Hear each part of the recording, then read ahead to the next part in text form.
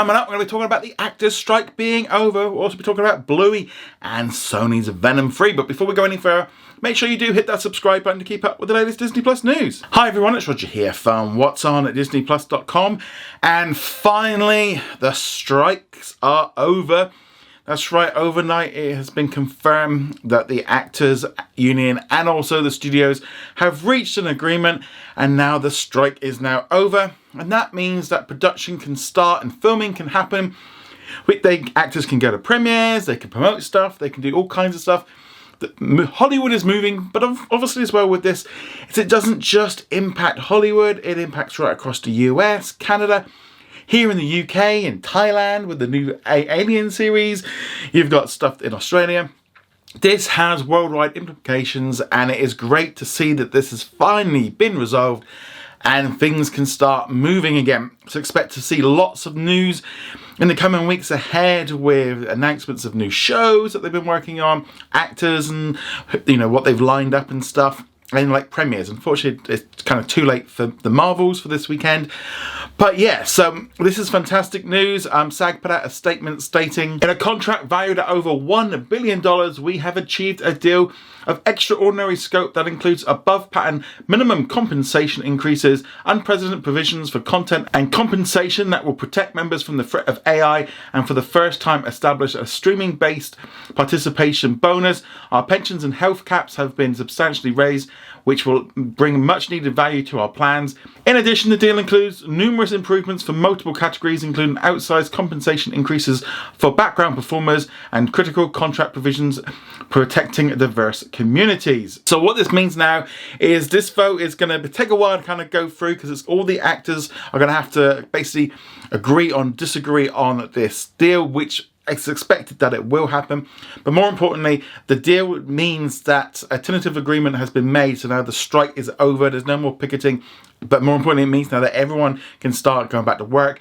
There's going to be a hive of activity today with studios trying to get all the scheduling sorted out. A lot of this stuff's been going on already. I think they've had an idea. The priority is going to be on getting films that are already in production that kind of got stopped. Things like Deadpool 3. That's going to be a high priority to get going. Shows like Grey's Anatomy are going to be important. Those are the kind of the big ones. There are obviously some issues as well with the upcoming holidays. They're going to have to take a break for Thanksgiving and with Christmas, so they're going to try and get as much done before then as possible. But a lot of the stuff's probably going to get bumped back into early next year. But at least now everyone knows what's going on. Things can start to improve. And yeah, so this whole kind of nightmare scenario is now over, and things can start going back to normal. But yeah, it's great. It's just really good news just to wake up today and just be like, finally it's done. I was hopeful for the last couple of days, but yeah, it's great to see this kind of come to an end. But let us know what you think of all this in the comments below. Kind of interconnected with the strikes, it has been confirmed by Sony that they are pushing back the release of Venom 3 from July next year till the 8th of November of 2024. Just a few months delay. Again, this is due to the fact that they've not been able to do the filming, and obviously with the strikes resume now, they're going to be trying to get the filming completed as soon as they can. They're looking to restart before the end of the year, so that's good. A little bit of a shift. I think this is probably a good thing as well. I think to kind of stretch out these releases. If they had released this in July, that would have been a lot of stuff, if they've got if we do get Captain America coming out that month, and then we're going to have Kraven in August and Venom. This is all part, I think, of this whole problem with the superhero fatigue, not just related to like Marvel, but it's the whole thing. When you look at DC and with Sony and all the rest of it, you put all of it together, it's all impacting on it. Personally, I wouldn't have minded this one just being booted back into 2025 to kind of give everyone a little bit more space to just spread out a little bit. That's my own feeling. I think we're at that point now where we need a lot less. It'll be interesting to see where Sony goes with all of this. But obviously in the meantime, you can watch the first 2 Venom films on Disney Plus in many countries around the world right now.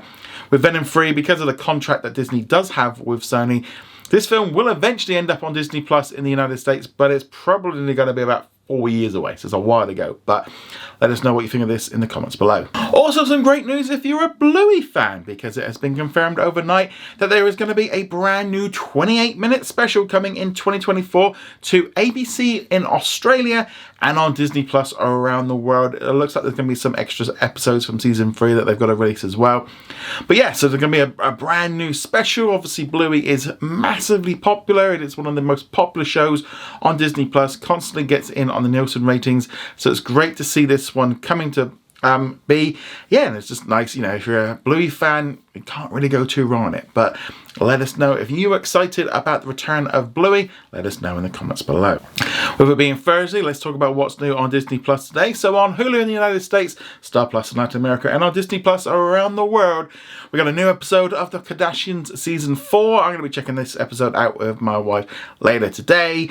Yeah, just, you know, great to see this one. And also recently, Bob Iger confirmed that this is the most watched reality show on Hulu. Is also massively popular on Disney Plus around the world, but let us know. You're going to be checking it out. Love to hear your thoughts on that in the comments below. In our comment of the day, which comes from Aiden, he says, "Hi Roger, I just read that Bob Iger won't be selling Marvel, Pixar or Star Wars, and that is awesome, but I can't seem to find any information on 20th Century Fox. Is he going to sell that?